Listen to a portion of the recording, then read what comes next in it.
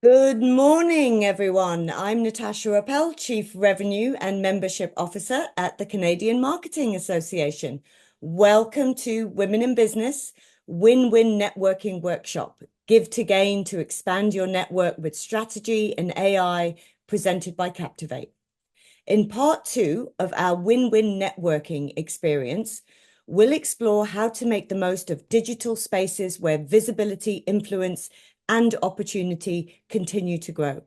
This interactive virtual session will provide practical strategies to strengthen and expand your network across online platforms at work and at future industry events.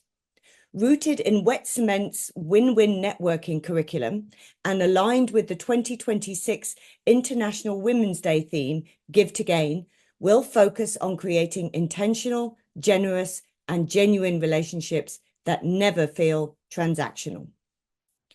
This event would not be possible without our exclusive experience sponsor, Captivate. So let's take a moment to recognize them. While we're meeting in a virtual capacity today, we would like to begin by acknowledging the Indigenous lands on which we are grateful to live, work, and play.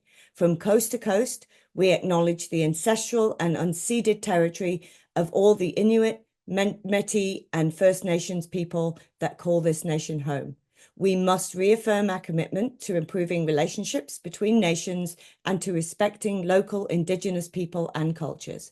At CMA, we respect this land that we're on today and are committed to growing as an organization. I encourage you to join the conversation by staying connected on our various social media platforms that you see on screen here. Before we dive in, the third annual CMA Marketing Week was just announced, and we will be kicking off May 4th with events throughout the week across Canada in Toronto, Montreal, and Vancouver. This will be an amazing week packed with unique, future-focused programming to enable marketers to learn, network, influence, and engage with industry professionals. The free learning opportunities are exclusive for CMA members, and members also benefit from complimentary access to the majority of our CMA Marketing Week events.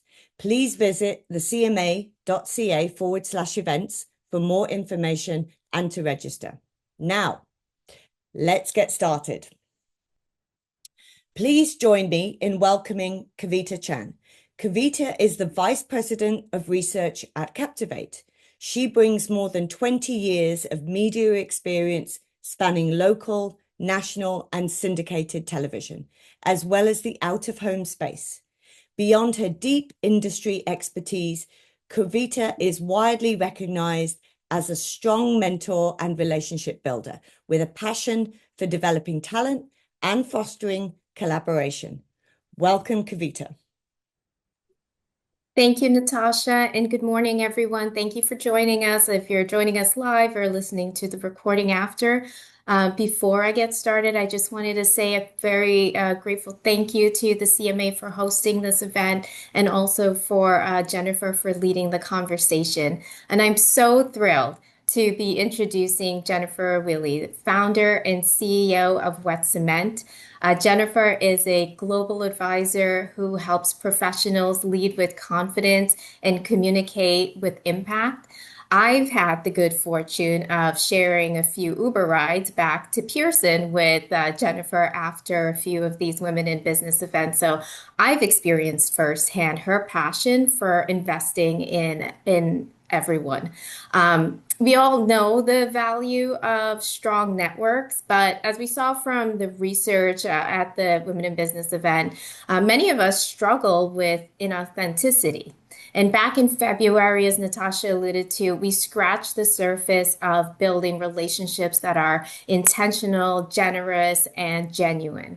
So in today's event, in today's Win-Win Networking Workshop, Jennifer is going to help us dig a little bit deeper so we can all strengthen our hype squad. So without any further ado, Jennifer, I'll turn it over to you. Thank you so much, Kavita. And I have learned so much from you over the course of the past several years that we have had the good fortune of joining forces on this CMA event, thanks to Captivate. And I am so thrilled to be here with all of you.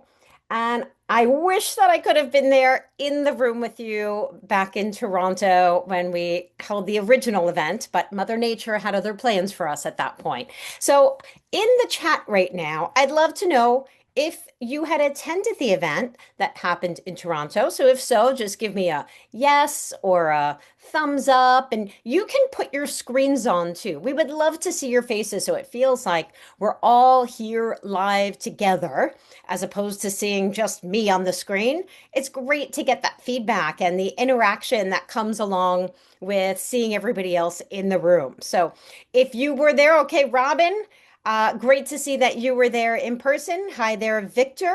Thank you for letting us know that you are Director of Sales. And for the rest of you, let us know in the chat. What we're also going to be doing, as for any of you who have attended my sessions in the past, this will be interactive.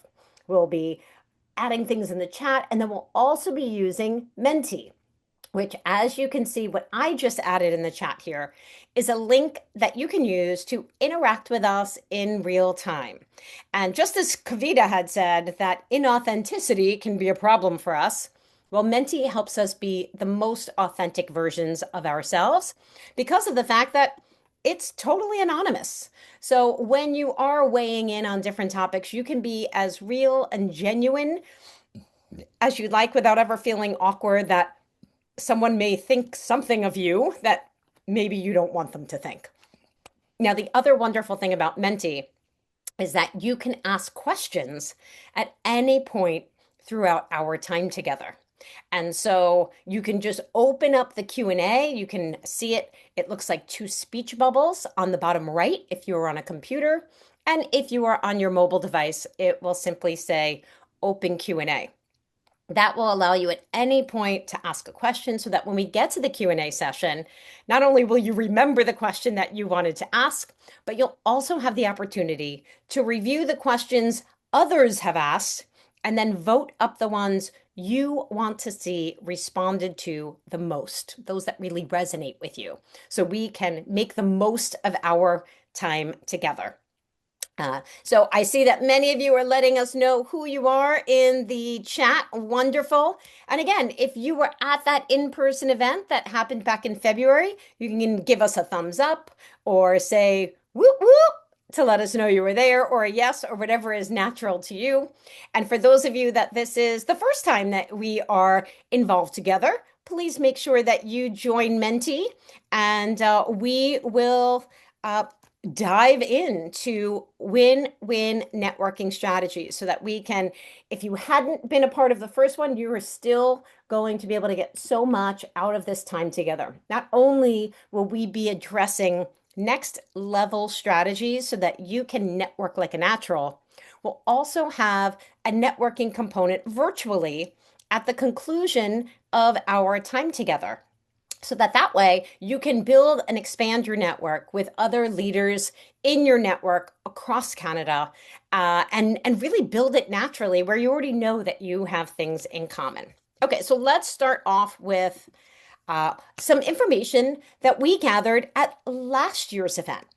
So for any of you who were there in 2025, we had asked the question of what is a situation, task, or skill where you wish that you had more confidence? And these were the responses that we saw last year. As you can see here, networking, because this is a word cloud, is in the largest font in the center of the screen because that was the area where everybody needed help. And I'm sharing this because sometimes we can get in our own head. I don't know if you've ever done it. I certainly have, where you think you're the only person who's not good or natural at something, and everybody else finds it to be easy. Well, as you can see here, the people we had in that room last year were all leaders across the marketing ecosystem.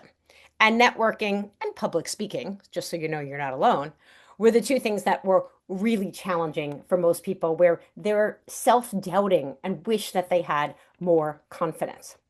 And part of why we need a network, regardless of whether it's uncomfortable or not, is in life, and certainly with what's happening right now, there are times where we get to a fork in the road and we need to make a decision, whether that's about marketing or a media or partners we're choosing or events that we go to, or it's about your own career path. Where do you want to go? What's the work that you want to do? Do you want to be in-house? Do you want to work with a brand? Do you want to be at an agency? What is it that is important to you? And so our network can help us make these decisions in addition to opening doors, because sometimes it doesn't even just feel like a fork in the road.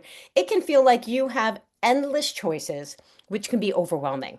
And so the more you have the opportunity to pick the brains and problem solve with people who have been there before or who are peer mentors and thought partners who are there by your side and want to see you succeed, the easier it is going to make those tough choices throughout life.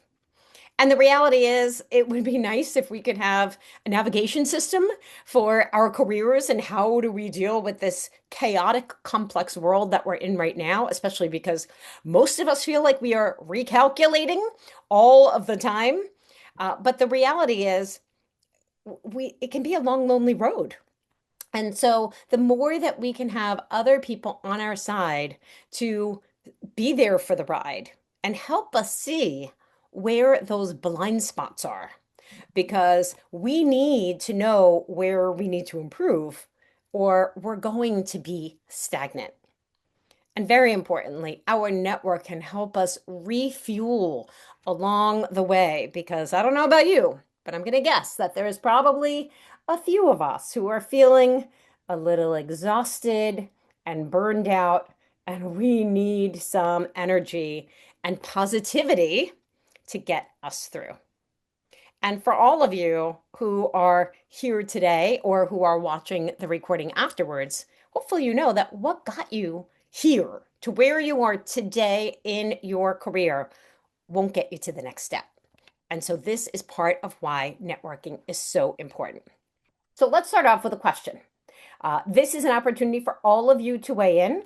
And since I see that we have some new folks who just joined us, I am going to put that link for Menti in the chat one more time.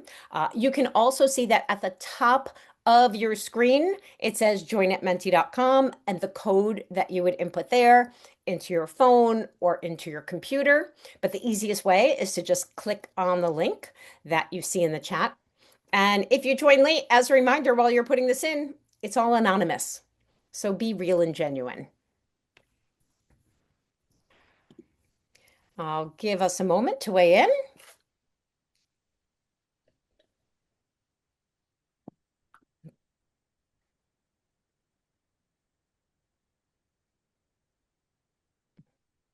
Okay, so with more than half of you weighing in so far, and keep those inputs coming, as you can see, we have the same number of Beyoncés with all the confidence in the world as we do the hyperventilating Rachel Greens, shall we say.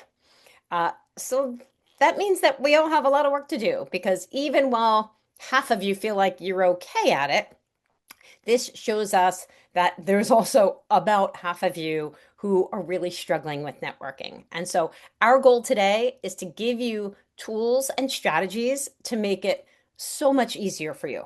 Now, look, I'm going to be honest. It may never feel easy. I do this. I teach this. I've studied it. I still walk into events, like if I am going to the ANA or CES or South by or the DPAA Summit or any other room where I don't know a lot of people, I still get the fluttering in the chest and the butterflies in the belly. But then I just remember that I have a plan, and then it makes it much more natural. And I hope you're going to feel exactly the same way by the time that we wrap up today. Now, because this is part of a program that we're doing in recognition of International Women's Day and Women's History Month, the month of March, and the theme being Give to Gain, I wanted to share a little bit about why this is especially important for women. Now, everything we're going to cover today is critical for all of you. It doesn't matter what your gender is, but it is more challenging for women. And part of that is because only 56% of women believe that they're better than average at networking. This was from original research we conducted with a team of behavioral scientists at Wharton, and this number was substantially or significantly lower than how men responded about their confidence in networking. But here's why it's so critical. Women with strong female networks are nearly 3 times more likely to get a better job.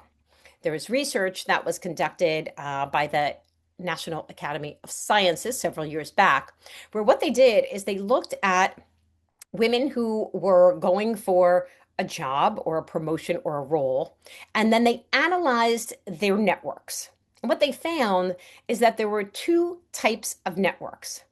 There were women who had a network of close women who all those close women knew each other.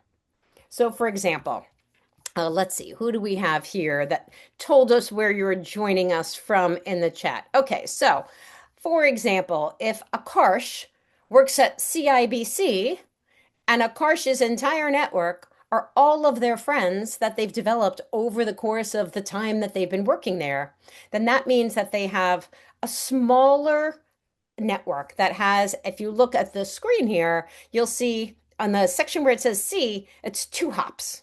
So that means if you were getting an introduction for an opportunity or a referral, that means that it went from Akarsh to you talked to a friend at CIBC, and that person might have connected you with one person. So it was coming from a smaller network. However, those people who had a larger disconnected network, meaning all of their closest people did not necessarily know each other. So let's just say Akarsh is also friends with Sohi, who just joined us from Destination Toronto.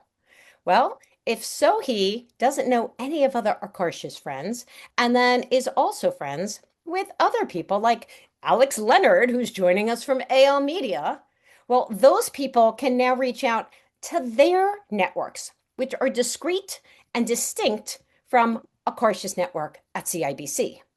And what they found is that those people who had those larger, discrete, different networks were far more likely to get better jobs and higher level roles than those people with small networks. So it's almost as if you want to think about, yes, you have to have several allies or friends or close confidants, but they all need to have a network that is not exactly the same as yours.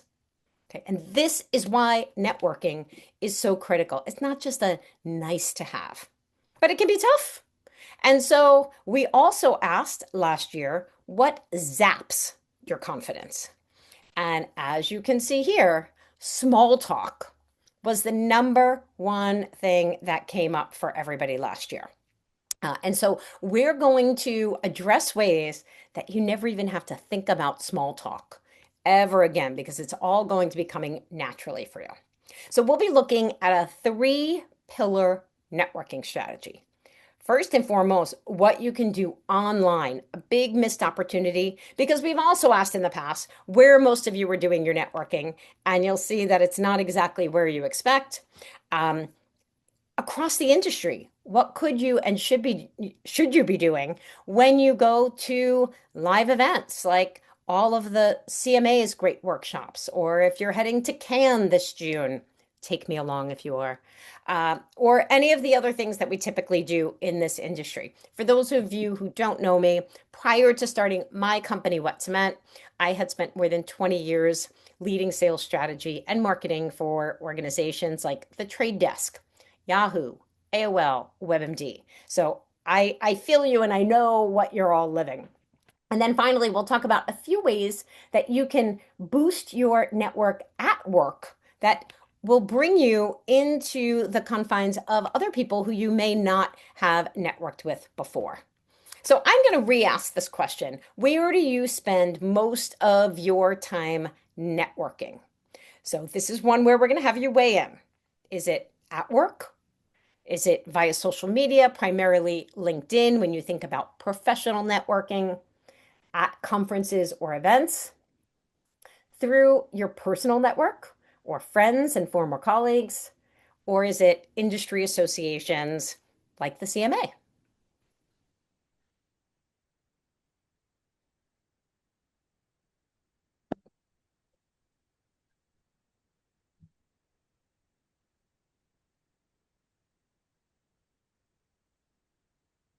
And for those of you who have activated your cameras, thank you. I love getting to see Brittany and Alex and Robin and Connor and Victor.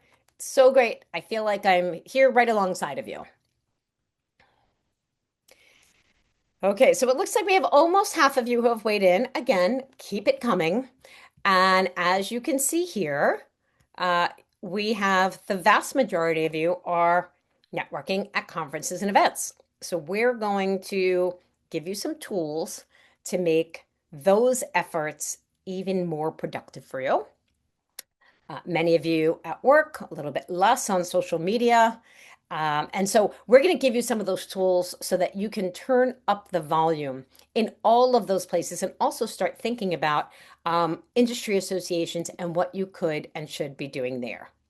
So I'm going to give you an example of some of the ways you may want to start thinking about your networking online before you ever walk into a room.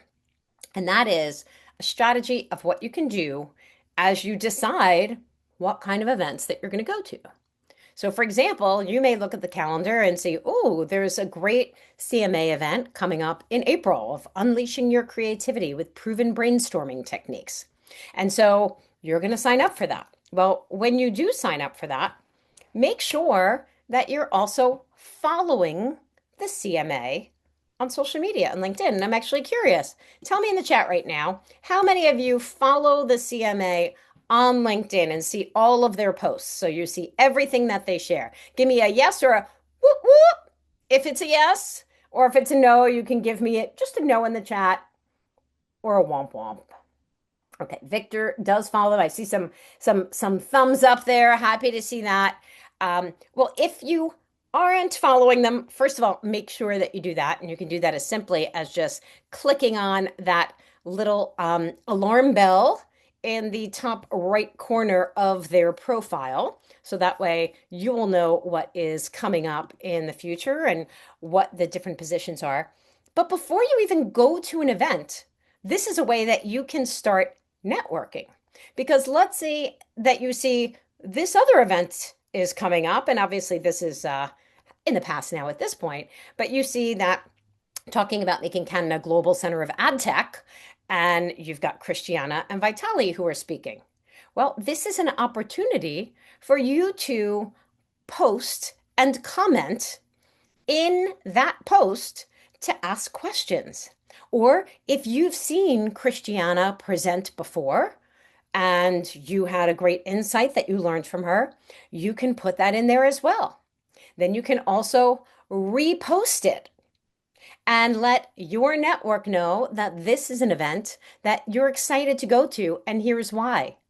And then you can tag Christiana and Vitali in it and start to build a relationship with these two folks before you ever even register for the event.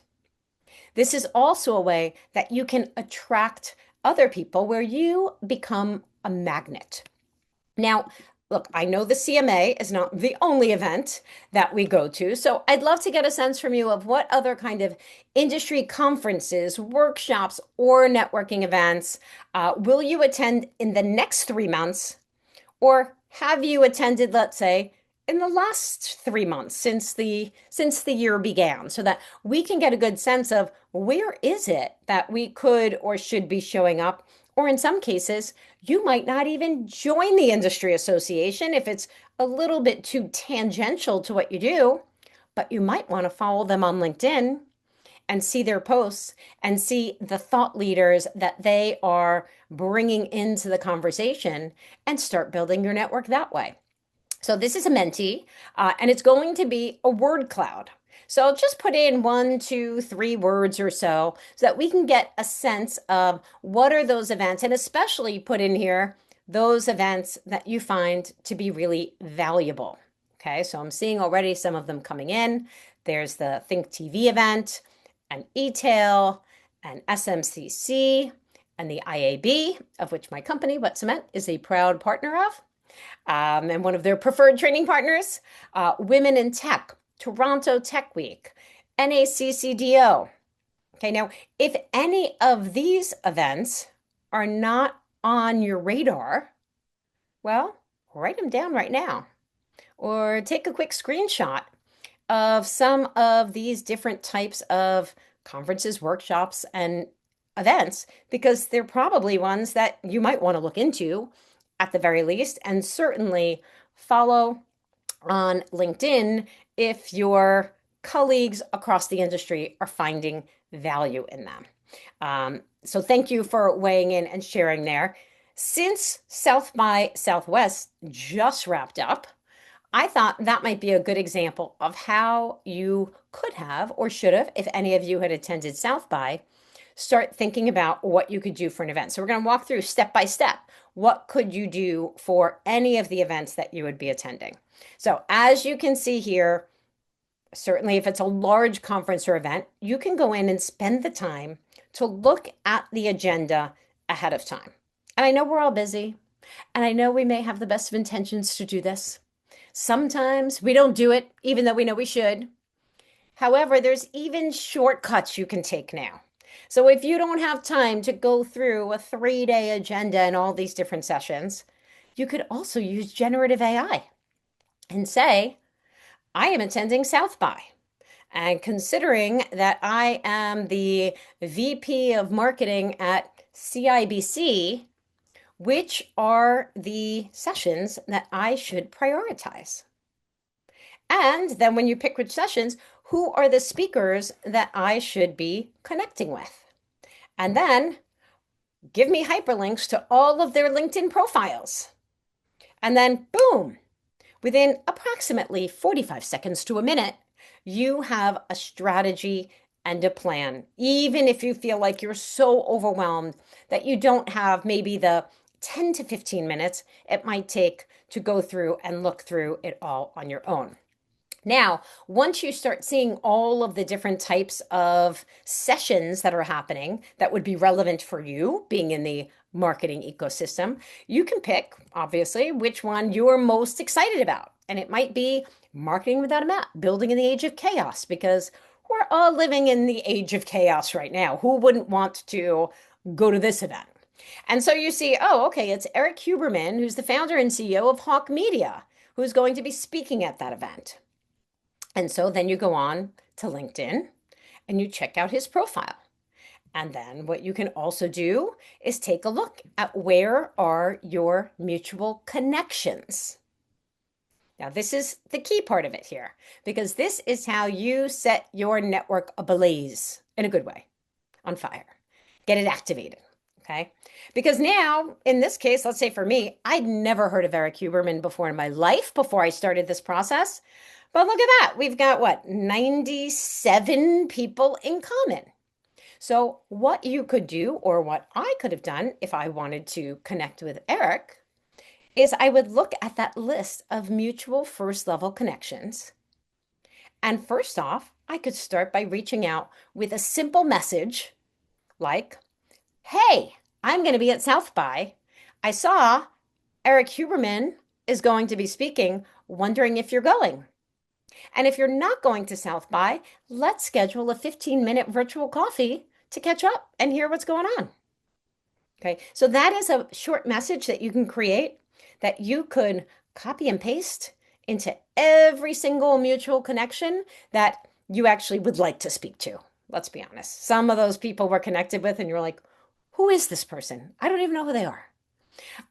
It happens to me all the time. And it's always those people who people want an introduction to. And I'm like, I don't even know them. So go through that list and warm up or prime your network. Now, granted, for many of those people, they may not respond. Some of those people you may end up setting up virtual coffees with. And you will certainly get responses from some people that are saying, oh my gosh, I'm going to South by too. And I'd love to go with you to that event. Or let's plan to meet up at this other networking event so we don't have to feel so alone when we go there. Okay, so this is the best way that you can start to identify how you can activate that network. And then connect to Eric Huberman. You could certainly ask one of those mutual connections for an introduction, but I personally recommend holding off on asking your first level network for an introduction to somebody else for when you really need it. Like when you're looking for a job, when you absolutely need to get to know someone, because it's an ask for someone. You'd need to do something in return, and you're not going to be able to ask for that favor over and over and over, unless, of course, they become a peer mentor of yours. And you both say, let's invest in each other's growth. Let's go through LinkedIn together. Let's see all the people that we have as first level connections that we'd like to get introductions to. And you could set up just a half-hour call with someone who you are close with and do this and immediately get that warm introduction to a number of different people that you'd like to get to know because they may be able to help your career. They may be able to serve as a mentor for you. They may be able to be a sponsor who can give you visibility and open the door for you and say your name in the rooms that you're not in. So that's one way to really take advantage of those first level connections. But let's say it's a low desired contact and you don't want to use up that chit that you have or that ask or favor with someone. Then simply all you have to do is create that LinkedIn Connect invite, but make sure it's personalized. You get 300 characters, and this is another place where you can use Gen AI to save some time. Put their LinkedIn URL in, type in a quick thing. I'm going to South by. I want to see this guy talk, and make it a great, compelling, engaging 300 character LinkedIn Connect invite. And within 2 seconds, you're going to have a great invite there. And research shows that if you have a personalized Connect invitation, the likelihood of that person accepting your connection is going to be exponentially higher. So always make sure that you do that. So how are we doing so far? Do we feel like this is something that we could do, right? You're already just activating the places you plan on going and then activating the people that you already have relationships with. Okay, thank you, Victor, for that thumbs up. I can see that there. And Robin, it's always great to get some of that feedback as we're going. So now let's say you are going to this event. What are you going to do? You're going to let people know that you're going and post on LinkedIn or any of the other social media platforms that you are comfortable with and that you typically are using, because then it's going to give you an opportunity to be that magnet. There may be people that when you post to say, oh, I'm going to South by, who see that and say, oh, great, I'm going to be there too. Or you can even use that hook in your post to say, if you plan on going, or if you have any great colleagues who are going who you think I should meet, please connect us. Okay, so now you're finding ways that without ever walking out of your house or standing at a cheese board, that you are building your network. Right, so now let's think about that second pillar of when you are there at types of industry events. So the first thing I beg of you is to stop committing random acts of networking. And look, when I first started, I would do the same thing. I'd go to an event and I'd just walk into the cocktail party. But you don't need to do that. There are much more strategic ways, and you can create a plan for any event that you're going to before you get to the networking portions of any of these events. And the first thing to do is to game plan with allies. So let's say you know that a colleague is also going to the same event or conference, or a friend of yours, or after you posted on social media ahead of the event that you're going to be there, not the morning of, but ahead of the event, somebody else responds to say, oh, I'll be there too. Well, then it's as simple as doing a quick game plan or pre-game with them. And I'm not talking this kind of pre-game, okay? We're not doing any kinds of like keg stands or anything pre-games. We're talking about the kind of pre-gaming where before the event starts, you can grab a coffee or a tea, either virtually to talk about who you want to meet at that event, what are you looking to get out of the event, why are you going? What's your desired outcome? So, if this investment of time, the most valuable asset that any of us have, is a total success, what happened at the event? Did you meet someone who can connect you for a new job? Did you meet someone who can connect you with a new client? Did you meet someone who is an expert in agentic AI who can help you figure out how you should be using that for your brand? Have that clarity before you walk into the room, and then you can manifest it by telling your buddy who you are game planning with and doing that pre-event coffee or tea. Or if you even need it, it might be a cup of liquid courage. Okay. But I'm only saying the cup of liquid courage if it's absolutely necessary, because here's what you don't want to have happen at the event. Okay. We can't have too many of these drinks before we walk in the room. R.I.P. Betty White. Who doesn't love her? Okay, so then by the time you're walking into that event, you go in together.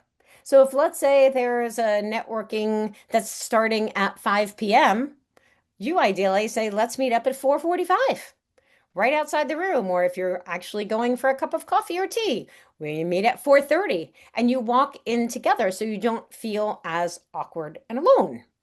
And then if you don't find anyone at all, who should you approach if you're alone? And I will say this, if you don't have friends that you hear of ahead of the event that you can set up that pre-gaming with, you can also arrange this throughout the course of the day. So most of our industry events will start off early, there's coffee, there's a variety of sessions that you're going to, and then it may even feel like the first networking part of the day is going to lunch, where you're thinking, oh my gosh, who am I going to sit with? Do I sit at the empty table? Do I try and go into that full table? Well, to make it less anxiety producing, when you are at those sessions earlier in the day, make a commitment to talk to somebody who's sitting next to you. And if there's anybody who you connect with in any way, then say, hey, I have an idea. Why don't we meet up for lunch? I will meet you right outside the door that's going to be the most to the right of the entrance. Let's meet up there and we'll find each other. Or here's my contact information. Let's connect on LinkedIn. Here's my text if you really have a great conversation. And it can be as simple as just asking them about what did they find valuable in the session, or what brought them to the event for the day, and what are they hoping to get out of it. If it's something aligned with what you're looking for too, now you automatically have someone you can walk into that room with. But let's say for some reason the day starts with networking and you walk into that room all by yourself. Who should you approach? Tell me in the chat right now. Who should you approach? Let's see what we have to say. Okay. Well, Brittany loves Betty. I'm so happy to hear about that. Sadly, we cannot approach Betty at a conference anymore. A person who smiles back at you. I love that. A group of people, someone else who is alone, someone else who is alone. Okay, great. We are thinking about this the right way. So the best way to do this is to approach somebody else who is alone, or ideally, a group of 3 people. Okay.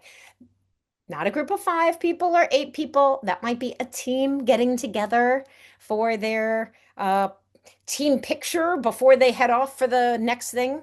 But if you find a group of 3 people, typically what's happening is 2 of those people are really in conversation and the other person is standing there like this, feeling like an awkward third wheel. And when you sashay up to their little group of 3, they are going to feel relieved that they can have a conversation with someone and not feel like the odd man or woman out. The other reason why you don't want to approach 2 people talking is there might be in the midst of a sensitive conversation. If so, they're not going to welcome you into their conversation. And then you are going to have such imposter syndrome and beat yourself up for the rest of the time. You're just going to leave. Okay. So always start with that one other person or three other people. You'll have a much better success. Another thing I strongly encourage you to do, and I see all the time, is that people walk into that networking event and spend the entire time talking to their colleagues. They use it as if it's a team offsite rather than an opportunity for you to expand your network in ways that can help grow your business or help you innovate, get new ideas, open doors, help your career progression. So, if you really have a friend who you want to be with, and let's say you did that pre gaming, you can walk in together, but then look for people standing by themselves. So, I said, if you're alone, don't approach two people together. But two people together should absolutely approach someone standing on their own because it will feel so much more comforting and less pressure, both for them and for you, if you have each other to all talk to. And then you can repeat that process. So now you pull Brittany into the conversation and you're having a great conversation, the three of us, and you say, you know what, let's go save somebody else who looks awkward and alone as well. And you sashay over to Connor and you say, Connor, why are you all by yourself? Come on, come talk to us. We want to hear all about you, Connor. And now Connor feels like a superstar.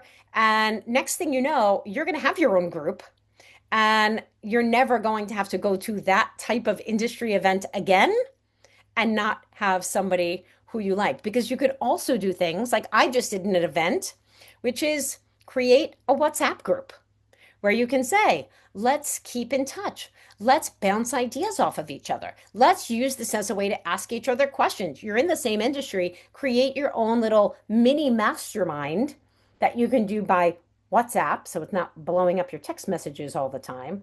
And then before the next event, you just send a message to that WhatsApp group, or you can even create a LinkedIn group and then be able to make sure that you're not going somewhere alone. It's also a great way to let those people know that there is an event that's happening that maybe they weren't intending on going to or even know about. And so now you help foster each other's networking strategy as well. Okay, now here's the thing. When you start networking and talking to someone at that event, I want you to think of yourself as living in the Wild West. Okay. And I don't want you to shoot anybody. But what I do want you to do is just like you would have in an old gunslinging thing, you want to be the first one to get your gun out, right? But for you, it's not a gun. For you, it's a LinkedIn QR code. Okay. And here's why. If you have your LinkedIn QR code ready to go, when it is time to connect, you can say, oh, you know what? We should definitely connect via LinkedIn. Here, just open up your camera and connect with me. And you have your QR code at all points ready to go, either for LinkedIn or if you choose a digital business card. And then what happens, but with LinkedIn, you will then have the opportunity to accept or ignore their invite. You want to be able to accept their invite to use it as a communications channel if you didn't get any other information from them. If you only link in to them, so let's say they pulled their QR code out first, they have the ability to accept you, and maybe they don't. Maybe they don't use LinkedIn that much, or they might be someone who has 150 LinkedIn Connect invites, and you're just one of the many in that they say, oh, next month I'm going to go through all those LinkedIn invites and decide who I'm going to accept or not. There's another big advantage of you having them connect with you first. Okay. And that is, it will be a record for you when you go into your new LinkedIn connections of who you met.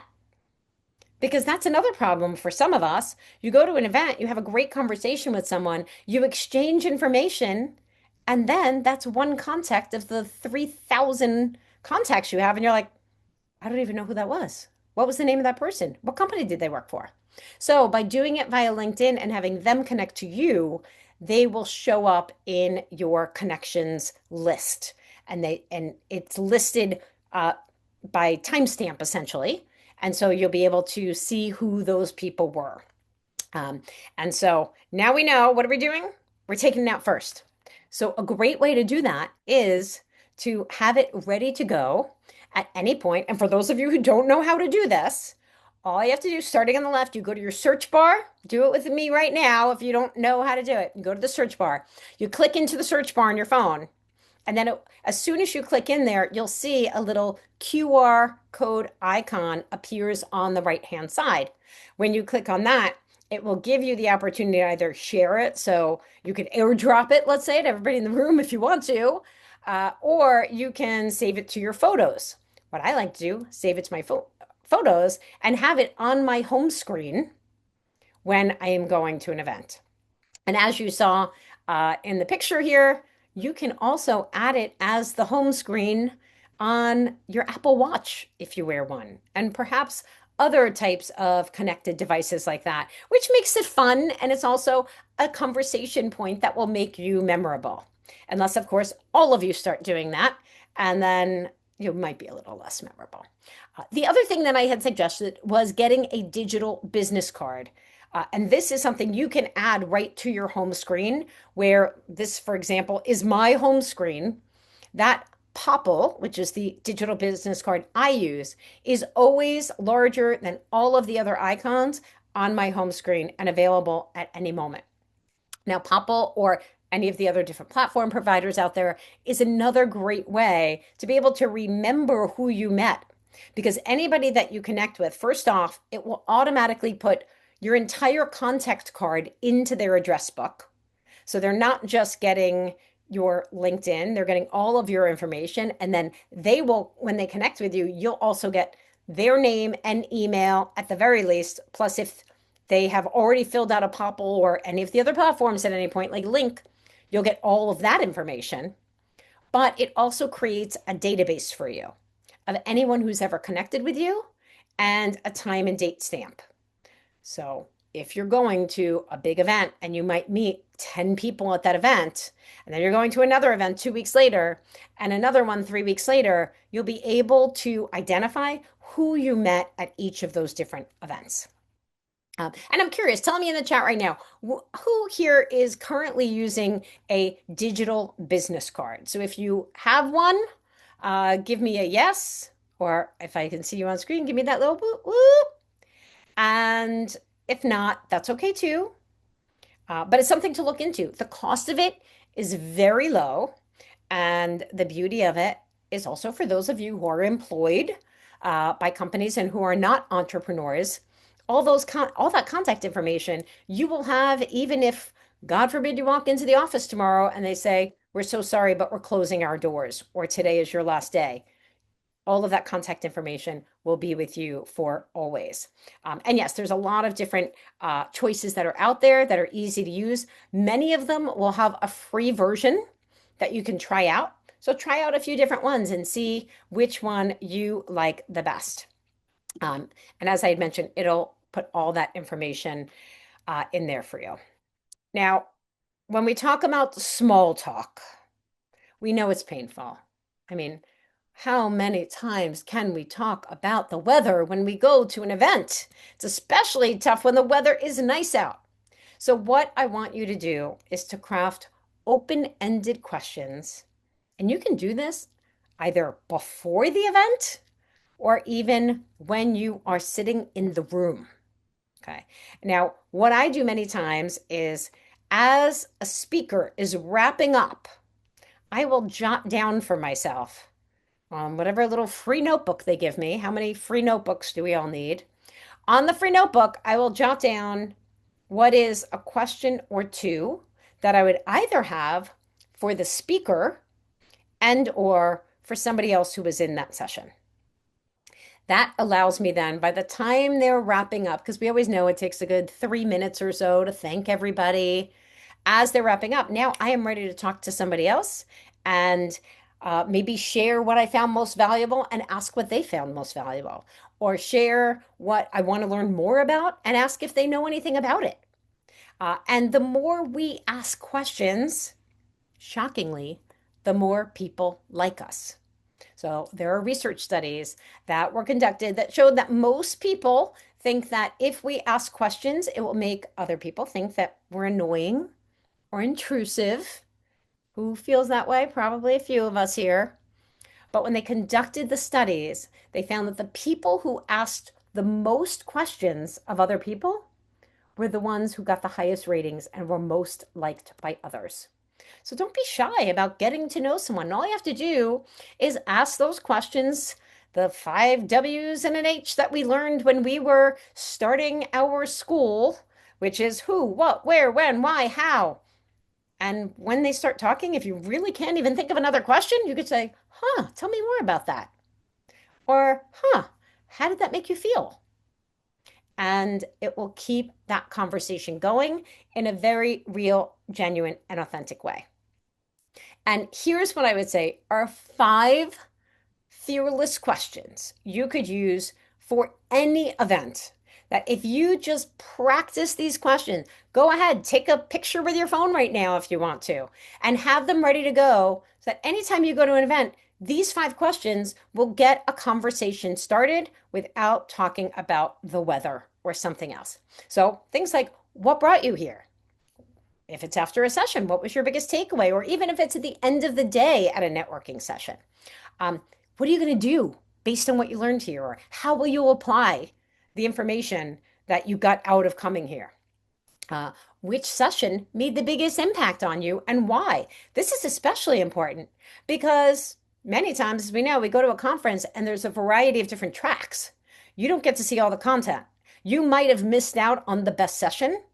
And by finding out what somebody else says, oh my gosh, this session was incredible. I can't stop thinking about it. You can go back and look at the agenda and go through that same process we started this session with. Comment on it, saying you wish that you had gone there, tag the speaker that was in it, connect with that speaker, find your mutual connections, and get that introduction. And then finally, to create an authentic conversation and get to know who this other person is and what they care about. The last question will do that for you. What do you wish you learned more about? Okay, that will help you understand their pain and their challenges without you asking it that way, which feels more intrusive, right? Like if you're standing and you get a drink and you say, so, what are your pains? What's keeping you up at night?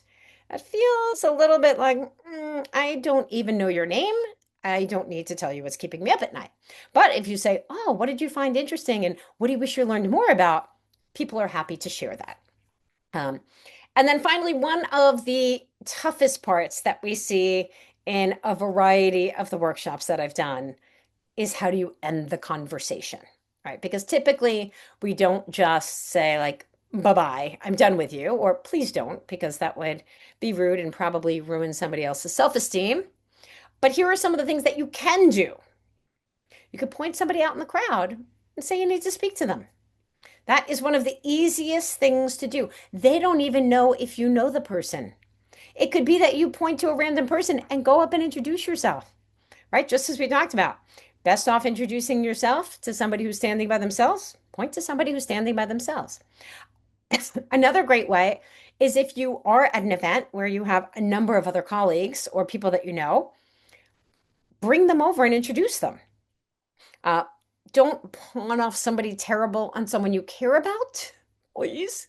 They're not going to forgive you for that. But if it's somebody who seems fine, but you've just already had enough of the conversation and you want to continue expanding your network, this is a great way to get to those second and third level connections and help each other people all help each other at the same time. You can, of course, go over and say, oh, I'm parched. I need a drink. I'm going to go refresh my drink right now. And then here's my favorite one, and it's something you should do for yourself. You can say something like, whenever I come to an event like this, my goal is to meet 3 new people. I'm so glad you're my first one. How about you? Do you set a goal like that or anything? And they'll answer. And then you could say, okay, well, now let's go and meet person number 2 or person number 3. I hope it's productive for you. Okay. And it's smart for you because You don't necessarily need to just meet one person. The ideal person you may talk to might be that second or third one. And then finally, a fun thing to do to keep the conversation going after the event is if you have a great conversation with someone, you can say something along the lines of, well, hopefully this will be the first time we see each other at these industry events. So let's take a quick picture so that we can capture this and remember the first time we met. And then you take that selfie and then you send it to them so they can remember exactly who you are. It will trigger the conversation. You can also post it on social media. And by doing that and tagging them and tagging the conference organizers, you have now given yourself a ton of visibility in a natural way. You can also share what is it that you talked about that made you feel connected, or it may just be part of a larger post that you do about attending the event. But this is a way to keep those conversations connected and to now expand your network into their networks. Because since we work in marketing, I'm sure we all know this, but once you've tagged those other people, then all of their network will see them tagged in your photo as well. And you're going to continue to become a thought leader in the industry. And now, as for those of you who were at the in-person event, we talked about the fact of how attention spans are short. You need to nail your introduction. And so hopefully all of you who had been a part of that session know that you have got to put together that elevator pitch. So that short, tight way that you're introducing yourself to other people where they can immediately understand who you are, what you care about, what you do, and get to know you a little bit personally so you can find those commonalities. And we're going to put that into practice as we go into our networking portion that will be coming up after the Q&A. So also start thinking about what questions do you have, and you can put that into the Q&A right in Menti, so we'll be able to maximize our time on that. And finally, let's talk about networking at work. And so I'm going to ask you to put into the chat right now. Do any of you have any strategies or tactics that you put into place to get yourself interacting with people that are not on your immediate team, so that you're expanding your network within your company and workplace? And maybe it's something you do. Maybe you've never even done it, but you've seen other people who have done it. It might be something that your company offers that you've never done before, but you might consider now in the future, now that you have some strategies of what to do. Okay, so Myra says joining committees that include people outside of her department. Brilliant idea. You can join committees on anything from thinking about what the company's doing from a philanthropic perspective and what are you going to do for fundraising or your volunteer day. You could join committees as it relates to the culture club or the birthday club or anything like that if your company has one of those. And if they don't, you can certainly start it because, as we know, culture is so important. I see Robin says here, we use 10,000 Coffees, an internal networking platform that matches you with different people within your org. I love that idea. Now, let's say you work for a smaller organization and maybe you can't afford 10,000 Coffees. You can also do this by just manually setting up a list or a sign-up sheet. You could do that even in Slack to say we're creating a Slack channel for people who want to get to know colleagues and put in the Slack channel if you'd like a coffee. And if somebody else wants to invite you to coffee, then they just take them off the Slack channel and keep the conversation going there. We're seeing working remotely makes water cooler talk difficult. So proactively seeking out meetings with other departments and asking, how do you work with the sales team? I love that. You can also even ask, how do you work best with the sales team? How could we work better with you? How can we be a better support? What kind of information would you like to have? And then keep those conversations going. And Connor says, I signed up to run the recognition program in my division. So I plan events for employee recognition, gives me visibility to all teams as well as leadership. Brilliant, Connor. I can't wait to see you being recognized for your work. And yes, you're getting to know all of the leaders throughout that process. Uh, Here are some other great ways that you can expand your network internally. So you can become a mentor. Now, many organizations will have a formalized mentoring program, but if yours doesn't, or even if it does, aside from participating in that, you can also look for people who are earlier in their career journey and just invite them for coffee. Ask them, how are things going? What challenges are they dealing with? How could you help support them? And then set up a coffee or a tea on an ongoing basis and get to know them and help direct them throughout their career. You can be a sponsor for them and open those doors and recommend them for those awards or stretch assignments or promotions or whatever else it might be over time.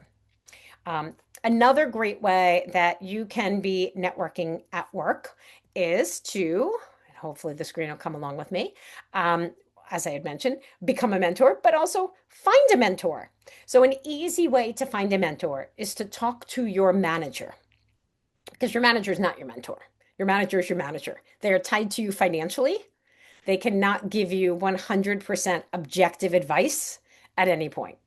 But now you have the perfect excuse by joining this session to say, I went to a session where they said every human being who's working should have at least one mentor, ideally two or three, and people that don't look just like you or live like you or the same gender or the same age, and many times even the same company. But as part of this, as I'm looking for a mentor, and the skill I want to develop could be X, Y, or Z, you might say, I want to get better at networking or public speaking or being more organized or standing up for myself. When you let your manager know what you're looking for, then you can say, who do you know in your network that you think might be a good mentor for me? And would you broker an introduction for us? And now your manager knows that you're proactively working on your skills. They can help you with that as well, but it's an easy way for them to start to expand your network for you. And then certainly if you haven't had meetings or you haven't developed a one-on-one relationship with your skip level manager, you want to make sure that you're doing that as well. And as I can see, as Brittany just put in here, if you're a CMA member, they have an amazing mentorship program available. So you should all definitely check that out. That is wonderful to see. Um, Now, another thing that you can do if you're on the more senior end, as I know many of you are here, is you can create mentor circles because I know sometimes it can be a little bit much to feel like you're meeting one on one or you don't have the time that you'd like to be able to devote to many people.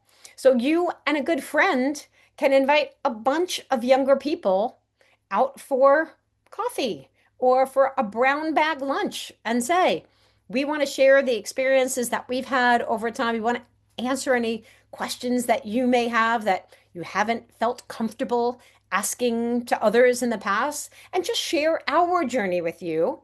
Because when you model for them that it's not a straight path and that many of us take lots of pivots and turns and have stepped in a lot of you know what along the way, it helps people to feel like, okay, I got it. I can do this as well. Okay. So that's another way you can do it at no cost to you. And then I'm curious, which of your organizations have an employee resource group? So many organizations around the world will have these ways. They might call it an affinity group or a people group or a business networking group. There's all different types of titles for this. But if your company has any employee resource groups, let me know in the chat or you can just give me a thumbs up.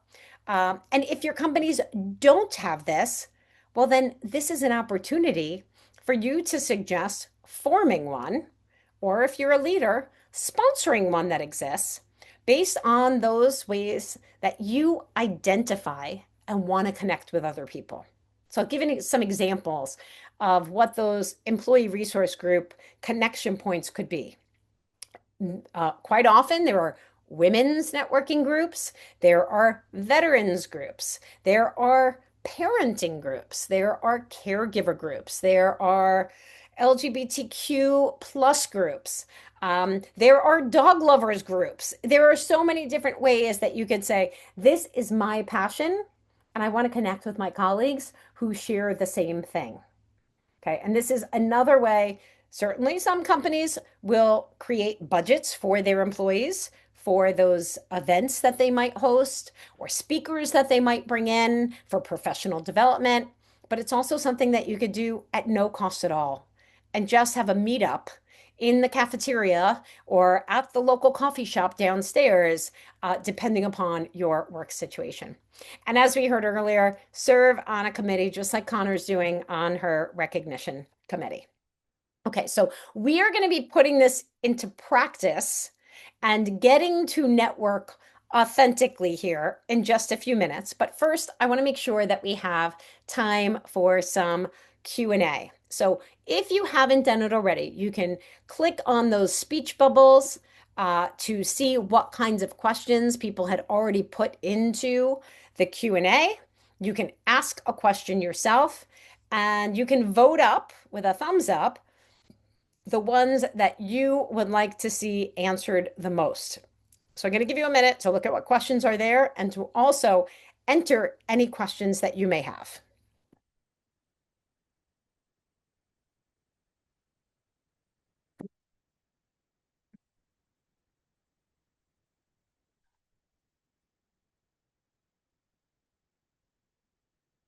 I will take a look at what questions we have while you are entering any that you may have or giving a thumbs up to the ones you want to see answered.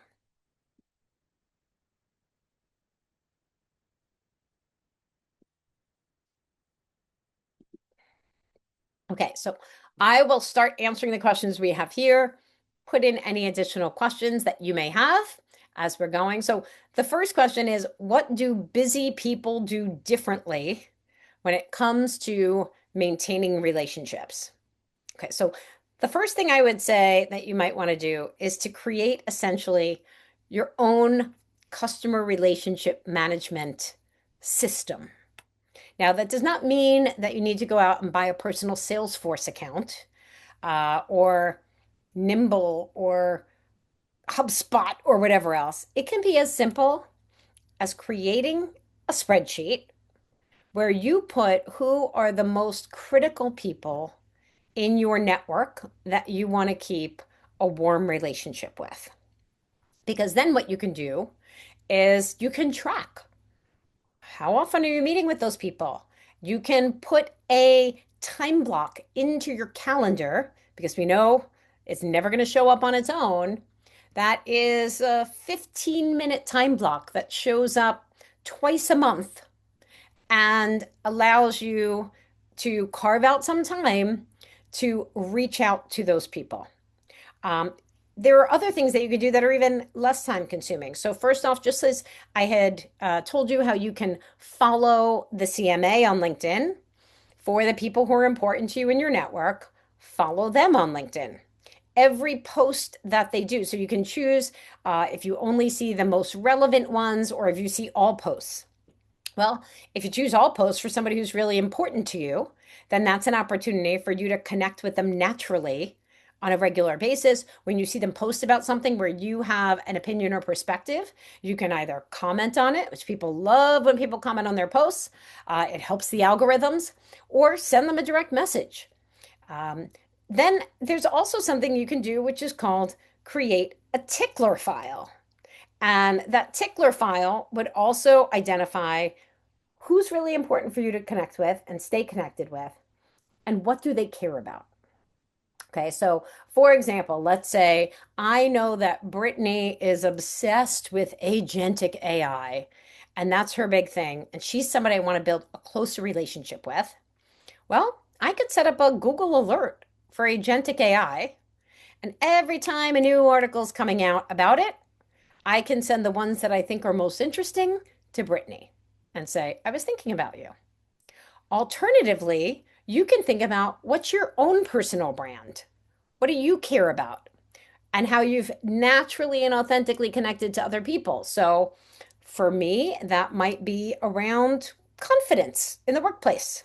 And so I set up a Google alert around confidence in the workplace. And then anytime I see that article that's core to my values and focus of interest, I can create a short message and send it to every person in my network who I think would value it. And if I'm really busy, I don't have to even tailor it.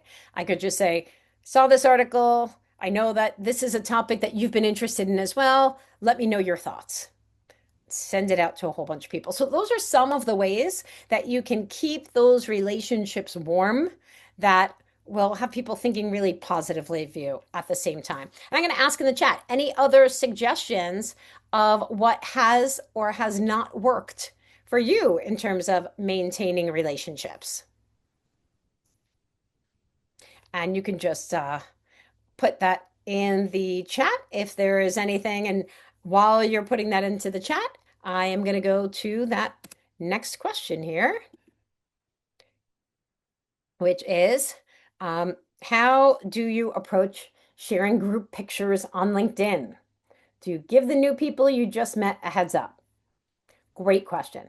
So, for an example, like that picture I showed you of the two people I took a picture at a networking event, as soon as I take the picture, I simply say, is it okay if I put this on LinkedIn? That's it. I do try to get their buy-in because you never know if someone's going to be like, no, I wasn't supposed to be here. Or my boss didn't know that I was coming, right? It might have been an event that they were going to try and find a new job. So just give them the opportunity to give you that thumbs up. So it only will foster the relationship rather than potentially damage it. And then when you put that picture on LinkedIn, make sure you tag them in the picture so that it will go out to their network as well. I see Victor says breakfast over lunch and dinner. Most people have other commitments that keep them from lunch and dinner, but they seem to have time for breakfast. It's also cheaper. I love that suggestion. That is a great one. And Alex had said quarterly and annual check ins. Yes, a tip for those busy folks when you're meeting with someone, put the next time you're going to talk on the calendar before you part ways. So it might be that you're not even going to talk to them for 2 months. But you could say, hey, let's quickly open up our calendars and find some time in May so we don't forget about reconnecting. And then if you have to change the date, you can. But as Victor says, you don't want to wait until you need something to check in. That is absolutely right. Okay, let's see. We've got another question here.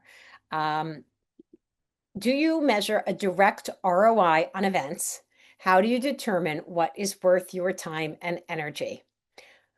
I love this question because I think for some of us, we will go to an event time and time again.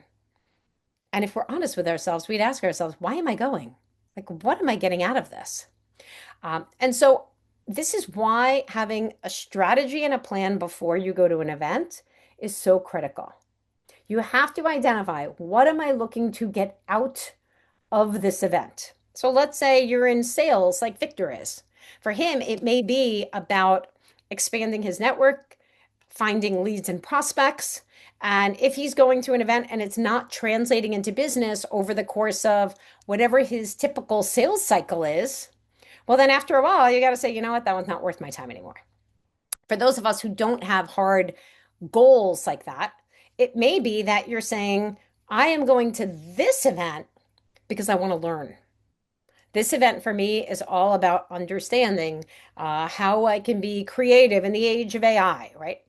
And so you may never need to analyze a business metric or a financial metric as it relates to the people that you're meeting and how it translates to contracts or leads, but you may figure out what is the ROI you get on it in terms of your own personal growth and development and ability to think strategically. Whereas, again, if there are other situations where you are going to expand your network in a meaningful way, you can start tracking the events that you go to and the people that you're meeting over time. And as simple, again, as making an Excel spreadsheet. The rows can be which events do you go to? And over time, if it's one that you go to on a regular basis, Who did you meet? What did you get out of it?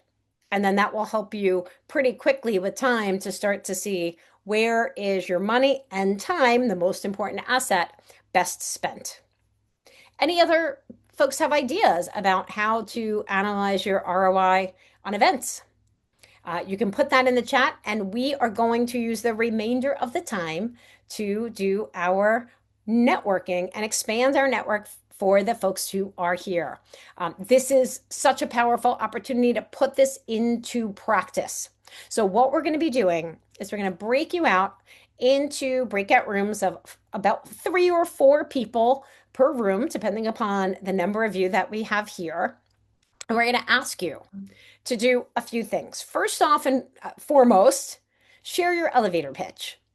As a reminder, you want to share what it is that you do, who you are, what you care about, and something personally about you, or a passion point that you have, or how you spend your time outside of work.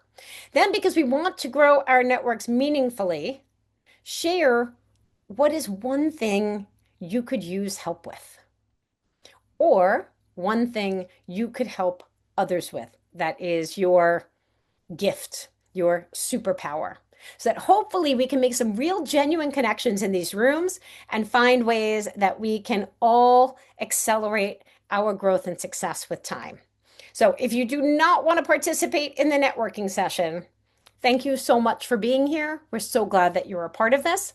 If you're watching the recording, we're going to say farewell to you as well. And we hope that this was a good use of your time. And for those of you who want to stick around for the networking session, we are going to break you into those groups. What I'm going to ask is, since you'll be in about group of 4, I am going to suggest that each person takes about 2 minutes in total to share their elevator pitch, what they would like help with, and how they could help others. I will keep track of time for you so that I'll put a note in there that if you're still talking and 2 minutes are up, that you should say, oh, okay, I'm done. And the next person goes. So with that, we are going to break you into those groups, accept that invite to your breakout room, and we'll see you on the other side. Welcome back, everyone. Sorry if you got cut off in the middle of a sentence. I know it always happens to people. Hopefully you were able to connect with some of the other folks. I'd love to hear, you could take yourself off mute or give me a thumbs up. How did that go? Was anyone able to find a good new connection? Okay, thank you. I see Victor and Brittany, Alex, I saw, Sophie, fantastic. I'm thrilled to hear that. Well, what I'll ask you to do is reflect on this session and think about what's the number one thing you will do differently. I know we covered a lot of different strategies and tactics, but make it a priority for yourself to do one thing differently, whether that's time blocking time to keep up with your network or posting differently on LinkedIn before you're going to an event and then building those relationships with the speakers that you want to get connected with, or certainly everybody should follow the CMA. And while you're at it, follow me, Jen Willie. Connect with me on LinkedIn as well. I'll put my information in the chat for you. And with that, I thank you all for your time, energy, and focus. And I am going to turn this back to Natasha at the CMA. Thank you, Jennifer, for an inspiring and powerful session. Some key points that really resonated for me. What a fascinating insight. Women with strong networks are 3 times more likely to get better, higher placed jobs. And in particular, those larger, discrete, disconnected networks in particular. While you were in the breakout room, Jennifer and I were reflecting on the fact that in this age of AI, it will be even more important to invest in your networks, because that's really something that is going to play an even more key role as we move forward into this new age. And then some great reminders there. How many times have you gone to an event or even a concert or a vacation destination? It just happened to me, only to discover that someone else you knew was there at the exact same time. So some great reminders there to create a plan in advance, post on social media that you'll be going so that you can connect with folks while you're there. And I love the use of AI to help you prioritize and optimize that event attendance.